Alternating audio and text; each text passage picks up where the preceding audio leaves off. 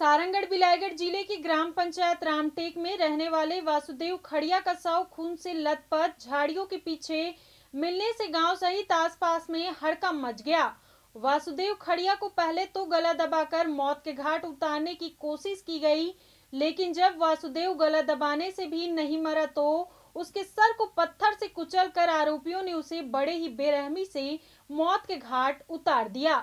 दरअसल बताया जा रहा है, रामटेक निवासी वासुदेव खड़िया गांव के ही रहने वाली पुष्पा खड़िया को रोजाना छेड़ा करता था। पुष्पा और उनके पिता को लगता था कि वासुदेव आज नहीं तो कल सुधर जाएगा, लेकिन वासुदेव की हरकत दिन ब दिन बढ़ते ही जा रही थी। वहीं मंगलवार की रात को वासुदेव फिर से पुष्पा को छेड़ने लगा, जिसे देखकर पुष्पा का पिता आग बबूला हो गया और दोनों ने रोज रोज के परेशानी से निजात पाने के लिए वासुदेव को मौत के घाट उतारने का फैसला लिया और पिता और बेटी ने मिलकर वासुदेव का गला दबा दिया, लेकिन वासुदेव फिर भी नहीं मरा, जिसके बाद पुष्पा के पिता ने पत्थर से वासुदेव के सर को कुचल दिया, जिससे उसकी मौके पर ही मौत हो गई।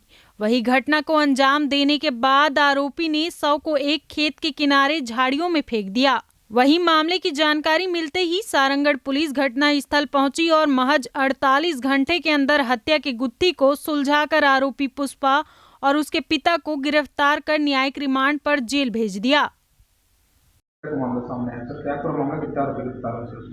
कनकवीरा चौकी क्षेत्र अंतर्गत ग्राम रामटेक से एक सूचना प्राप्त हुई थी कि गांव का रहने वाला वासुदेव खड़िया, जिसकी लाश खेत की झाड़ियों के पास प्राप्त हुई थी, शव पंचनामा ग्रामीणों से पूछताछ पर जो भी शंका जाहिर की गई, तत्संबंध में पंचनामा करके पीएम रिपोर्ट प्राप्त किया गया था। पीएम रिपोर्ट में हत्यात्मक जो लक्षण पाए जाने से इस संबंध में कार्रवाई करके विधिवत कार्रवाई की गई और इसमें ये मामला स्पष्ट हुआ कि गांव के ही रहने वाले टीकाराम खड़िया और उसकी बेटी पुष्पा खड़िया ने मिल करके इस घटना को अंजाम दिया था। पुष्पा खड़िया के द्वारा उसे गला दबाने में सहयोग किया गया था। जब वो पूरा नहीं खत्म हो पाया तो उसके पिताजी के द्वारा पत्थर के सहारे उसके सिर पर वार किया गया था। इसका कारण ये स्पष्ट हुआ कि जो आरोपी बता रहे हैं उस अनुसार पुष्पा खड़िया को मृतक ने छेड़छाड़ का प्रयास किया था, जिस पर से मना करने के दौरान दारू के नशे में इस घटना को अंजाम दिया गया है।